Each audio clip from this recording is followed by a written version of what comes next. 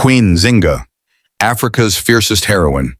Imagine a queen who rode into battle with a spear in her hand, a queen who negotiated peace while sitting proudly on the back of a human chair to show she bowed to no empire, a queen who defied Portugal for nearly 4 decades.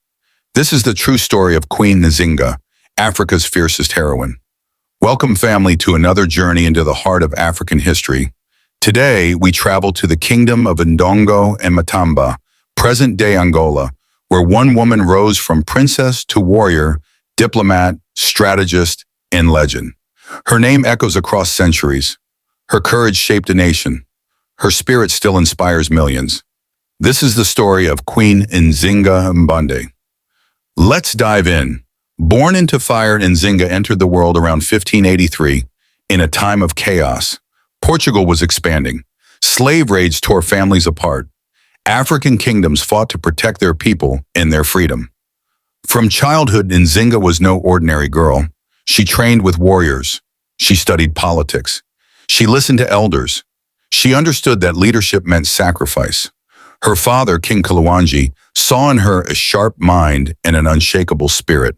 The legendary meeting in 1622, the Portuguese summoned Ndongo's royal family for negotiations. Nzinga, not yet queen, arrived as an ambassador.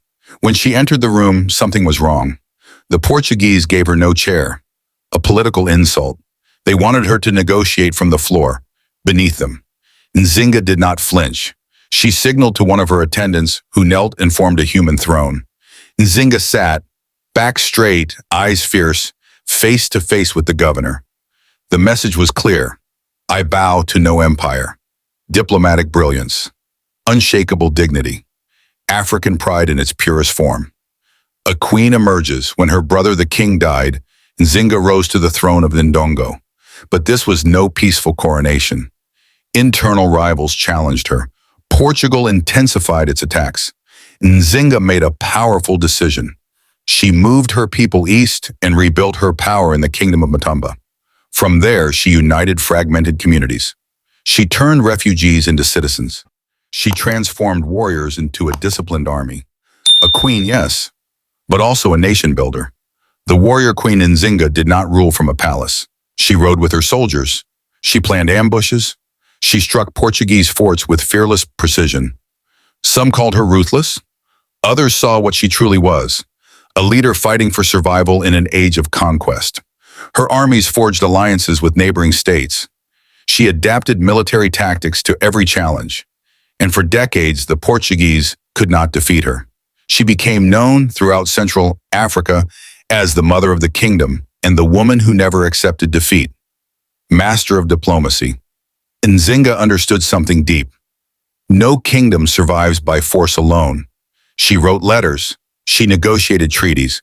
She played colonial rivals against each other. When Portugal tried to isolate her, she reached out to the Dutch. When enemies tried to divide her, she united her people with skillful diplomacy. She was a strategist of the highest order. Her mind was as sharp as her spear. Protector of her people above all, Nzinga fought to protect her nation from enslavement. She created safe zones for escapees. She built communities where Africans could live free from Portuguese raids. She made Matamba a powerful refuge for the oppressed. For thousands, she was more than a queen. She was a shield. The final years. In her later years, Nzinga did what few expected. She shifted from war to stability. She reorganized trade. She strengthened her capital, Kabasa. She laid the foundations for long-term peace. Even as age caught up with her, her leadership never dimmed. She ruled until her death in 1663 at around 80 years old. Portugal celebrated, her people mourned, but her legacy, unbreakable. Queen Nzinga stands among Africa's greatest heroes. A woman forged in fire, a leader who refused to kneel, a strategist whose brilliance challenged an empire, a protector who kept her people alive through the darkest age. Her story is not just history, it is courage. It is resilience. It is Africa. If you want more powerful African history stories, more forgotten heroes, more truth, pride, and knowledge, subscribe now and join this journey of rediscovering Africa's greatness. More legends await.